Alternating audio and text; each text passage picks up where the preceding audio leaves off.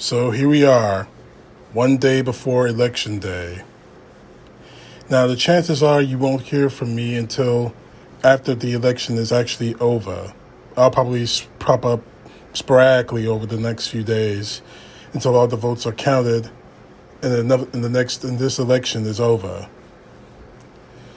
But I wanted to reread this for anyone who hasn't made up their minds in the next 24 hours as who they're going to vote for. Now, this is the epilogue of Dr. Mary Trump's book, Too Much and Never Enough: How My Family Created America's Most Dangerous Man. Now, there are 8 pages to this, but I want you to listen very carefully. I'm going to update some parts of this because obviously this was made earlier this year, and a lot has happened between now and then and now. Quoting directly from the book, on November 9th, 2016, my despair was triggered in part by the certainty that Donald's cruelty and incompetence would get people killed. My best guess was that at the time was that there would occur through a disaster of his own making, such as an avoidable war that he either provoked or stumbled into. I couldn't anticipate how many people would willingly enable his worst instincts, which have resulted in government-sanctioned kidnapping of children, detaining of refugees at the border, and betrayal of our allies, among other atrocities. And I couldn't have foreseen that a global pandemic would present itself, allowing him to display his grotesque indifference to the lives of other people. Donald's initial response to the COVID-19 crisis underscores his need to minimize negativity at all costs. Fear, the equivalent of weakness in our family, is unacceptable to him now as it was when he was 3 years old. When Donald is in the most trouble, superlatives are no longer necessary. But both the situation and his reaction to it must be unique, even absurd or nonsensical. On this watch, no hurricane has ever been wet as Hurricane Mara. No one could have predicted that a pandemic that his own state Department of Human Health Services was running simulations for just a few months before COVID actually struck in Washington state. Why does he do this? Fear. Donald didn't drag his feet in December of 2019, in January, in February, and in March of 2020 because of his narcissism. He did of his fear of appearing weak or failing to project the message that everything was great, beautiful, perfect. The irony is, to face the truth has inevitably led to massive failure anyway. In this case, the lives of potentially hundreds of thousands of people have been lost, and the economy of the richest country in the history of the world has been brought to his knees. Donald Trump has acknowledged none of this, moving the goalposts so far to hide the evidence and convincing himself in the process that he's done a better job than anyone else could have done if only a few 100,000 die instead of 2 million. Get even with people who have screwed you, Donald has said, but often he's getting revenge on someone he's screwed over first, such as the contractors he refused to pay or the nieces and nephew he refused to protect. Even when he manages to hit the target, his aim is so bad that he causes collateral damage. Andrew Cuomo, the governor of New York and the current de facto leader of the country's COVID-19 response, has committed not only the sin of insufficiently kissing Donald Trump's ass, but the ultimate sin of showing Donald Trump up by being better and more competent, a real leader who is respected and effective and admired.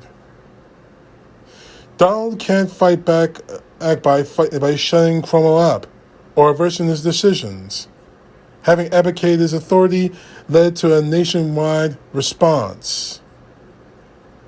He no longer has the ability to counter decisions made at the state level.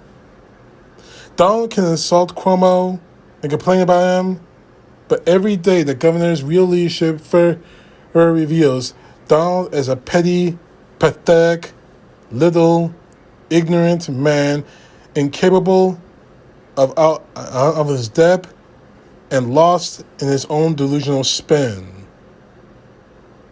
What can Donald do in order to offset the powerlessness and rage he feels is punish the rest of us? Who withhold ventilators or steal supplies from states that have not groveled sufficiently? If New York continues to not have enough equipment, Cuomo will look bad. The rest of us be damned.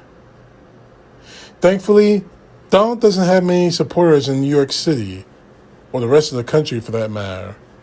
But even some of those will die because of his craven need for revenge. What Donald thinks is justified, that retaliation is, in this context, mass murder. It would have been easy for Donald to be a hero. People who have hated him, criticized him, would have forgiven him or overlooked his endless stream of appalling actions if he simply had someone to take the pandemic preparedness manual down from the shelf where it was put there after the Obama administration gave it to him.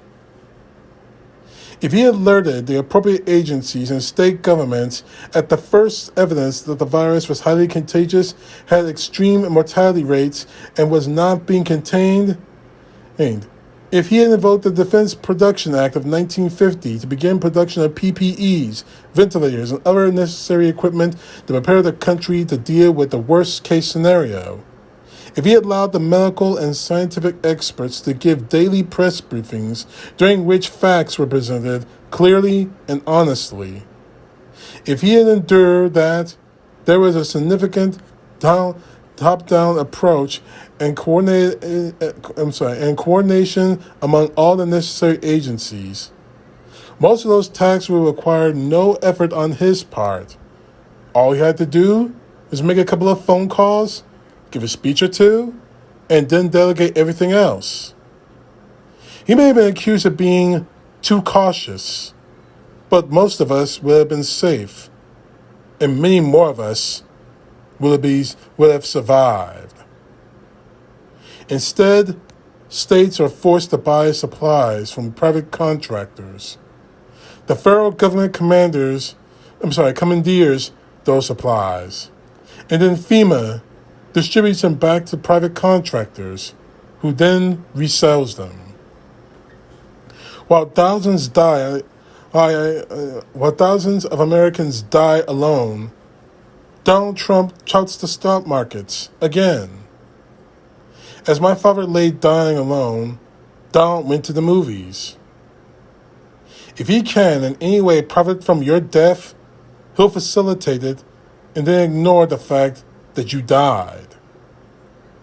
Why did it take so long for Donald Trump to act? Why didn't he take the novel coronavirus seriously? In part, like my grandfather, he has no imagination. The pandemic didn't immediately have to do with him, and managing the crisis in every moment doesn't help him promote more his preferred narrative that no one has done a better job than he has. As the pandemic moved into its third, then fourth month, and the death toll continued to rise into the tens of thousands, then hundreds of thousands, the press started to comment on Donald's lack of empathy for those who have died and the families they left behind.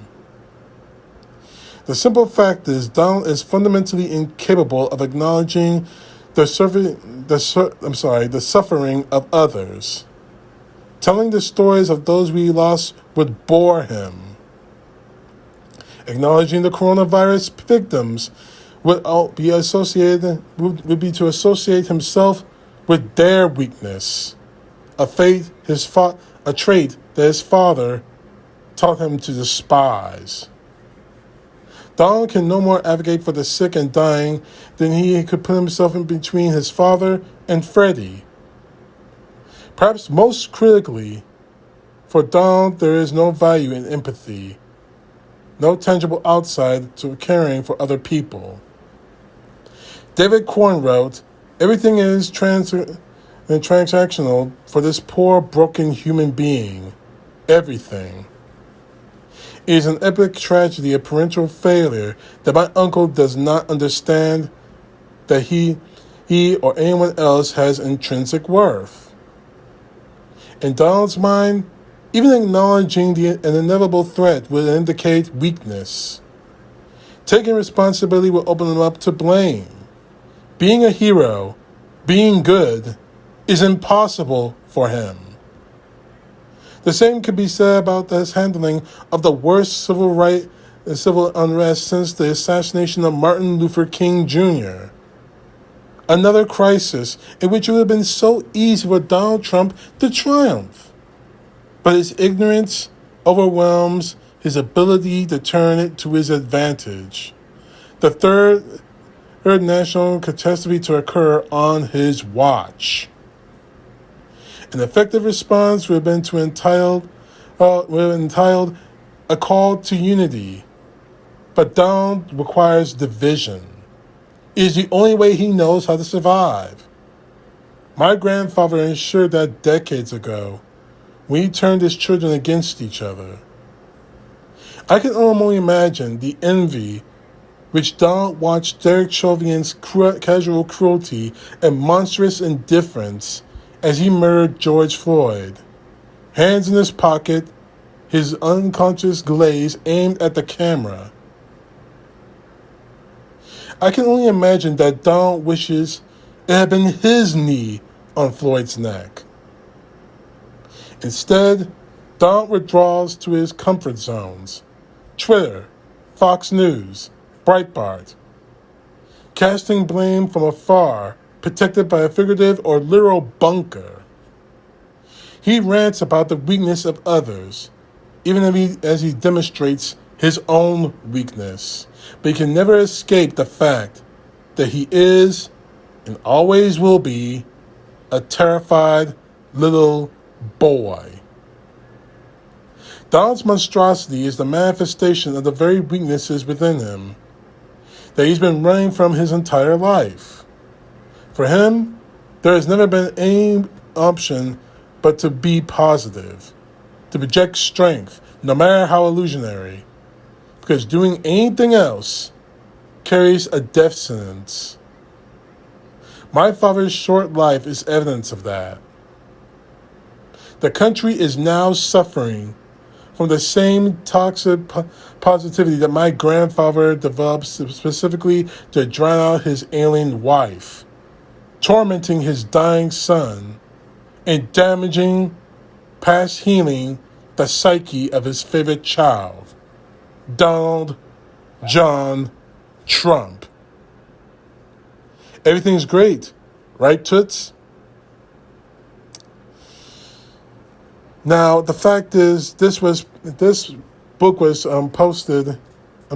published months ago. But it actually reflects everything that we're seeing right now, 4 years later, a day before the election. If you're thinking about voting for Donald Trump, or if you have voted for Donald Trump, you deserve no sympathy, because you fed the ego of a very evil man. A man who can't even bring himself to say that he feels responsibility, that he feels sorry for the deaths under his watch. Who has to lie every time someone presses him about the coronavirus, the pandemic, and his promise of a vaccine that's not going to come till probably the middle of next year, if that. Whose supporters have to lie on his behalf to repeat his lies. So tomorrow, If you haven't voted for Trump or if you're about to vote, keep these words in mind. And I need to reread them. Donald's monstrosity is the manifestation of the very weaknesses within him that he's been running from his entire life. For him, there has never been any option but to be positive, to project strength, no matter how illusionary. Because doing anything else carries a death sentence. My father's short life is evidence of that. The same country, the thing is, the country is suffering from the same toxic positivity that my grandfather developed specifically to drown out his ailing wife, his tormenting his dying son, and damage past healing the psyche of his favorite child, Donald Trump. But in this particular sense, what Donald Trump's toxic positivity, which might as well be evil, has pretty much destroyed, has pretty much drowned out the screams and the cries of those who have lost loved ones, tormenting the survivors of more deaths from the coronavirus pandemic, and damaging, perhaps past healing, the psyche of the nation he has taken advantage for so long, the United States of America. And as I said in a former video, that is how deadly serious this election is. CTP, know the truth. God bless. Vote wisely. Vote for Biden. Vote to save our nation. And I pray to God that all of you, that we wake up tomorrow, that Wednesday, or whenever the votes are counted, and Donald Trump is excised from the presidency of the United States. God bless you all. Thank you for listening. Peace to the left, justice to the right.